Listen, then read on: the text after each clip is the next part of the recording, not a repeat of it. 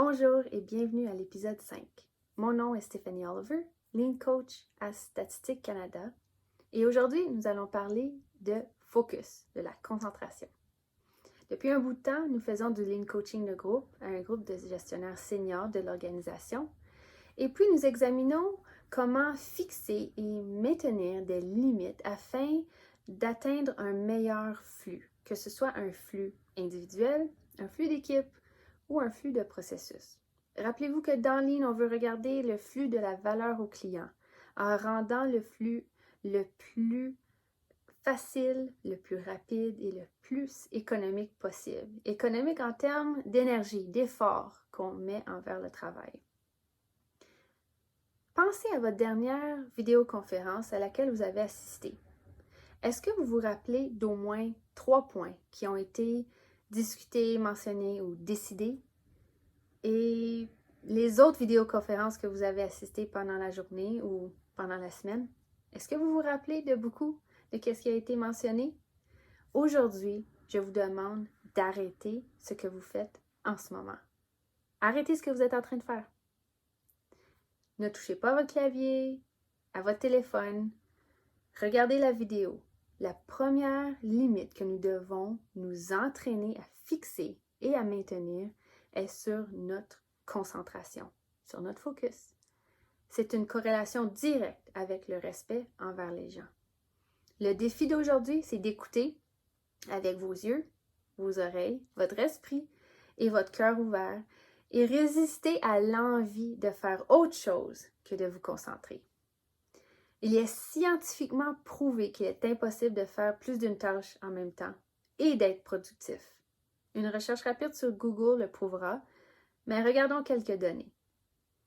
Des études ont montré que le multitâche réduit votre productivité de 40%.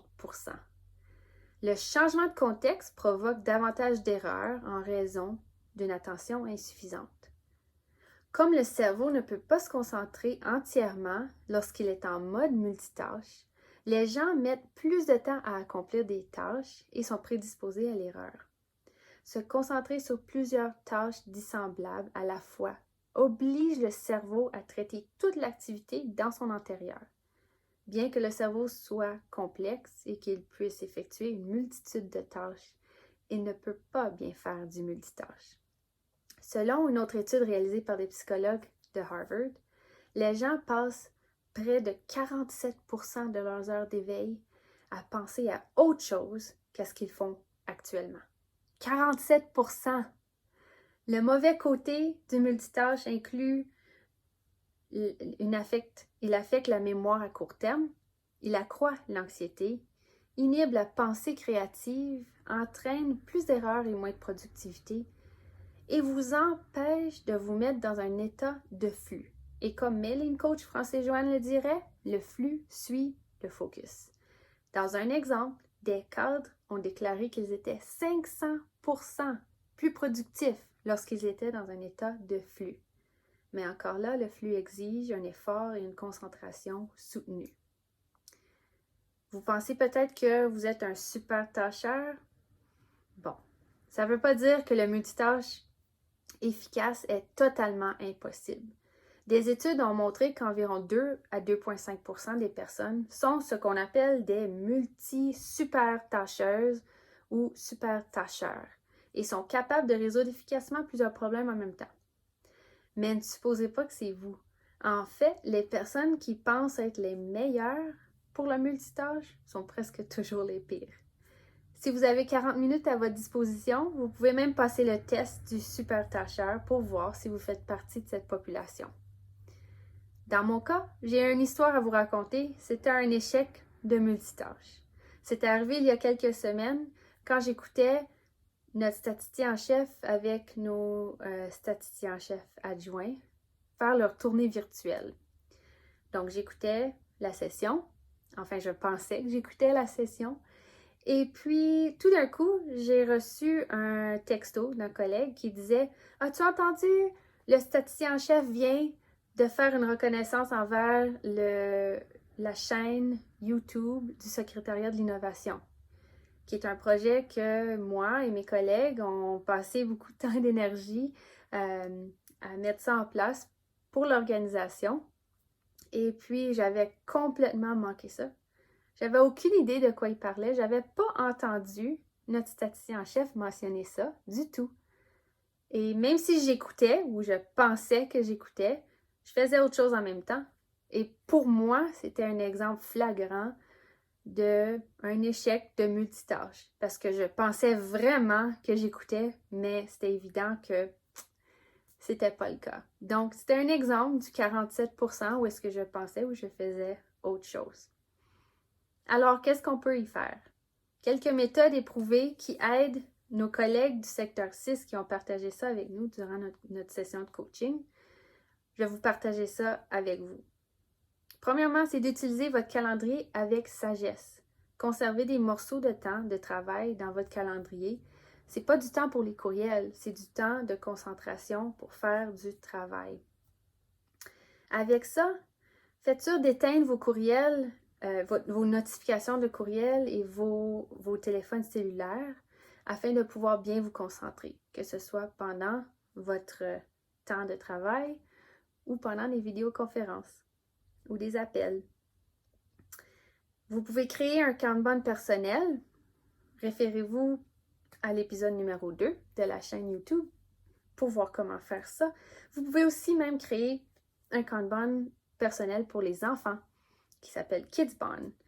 Et on va mettre des liens à ça dans la description ci-dessous. Aussi, vous pouvez faire un vidage de cerveau quotidien, soit le matin ou à la fin de la journée. Et ça vous aide à vous préparer pour la journée. Finalement, pratiquer, pratiquer, pratiquer. Une des gestionnaires a mentionné que le focus est une compétence que nous devons pratiquer pour être bon. Elle pratique en jouant de la musique. Donc, si elle ne se concentre pas, ça sonne pas très bon. Et en faisant du yoga, quand elle ne se concentre pas, elle pourrait se blesser. Si vous avez d'autres moyens efficaces pour aider à votre concentration, partagez-les avec nous dans les commentaires ci-dessous. Finalement, je partage une citation avec vous. Il y a assez de temps pour tout dans la journée si vous ne faites qu'une seule chose à la fois. Mais il n'y a pas assez de temps dans l'année si vous faites deux choses à la fois. En fait, plus nous sommes multitâches, moins nous sommes capables d'accomplir des choses car nous perdons lentement notre capacité à nous concentrer suffisamment pour apprendre. Donc, nous vous invitons à faire une réflexion en répondant aux questions suivantes. Pour que le travail et la journée se déroulent bien, vous ne pouvez assumer que ce que vous êtes capable de faire.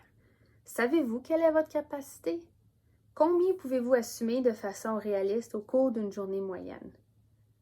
Vous arrive-t-il de vous retrouver à une réunion et faire autre chose en même temps? Si c'est le cas, réfléchissez à la raison pour laquelle vous êtes là. Apportez-vous une contribution? Apprenez-vous? Devez-vous rapporter l'information à quelqu'un? Résistez à l'envie de faire autre chose et accordez toute votre attention au moment présent. Ne restez pas bloqué dans ce 47%. Concentrez votre attention sur qui et sur quoi se retrouve devant vous. Nous espérons que ce message trouvera un écho en vous et vous aidera à fixer et à maintenir des limites dans votre journée afin que ça se déroule mieux et pour vous aider à atteindre un meilleur flux. Rappelez-vous, le flux suit le focus. Bonne concentration!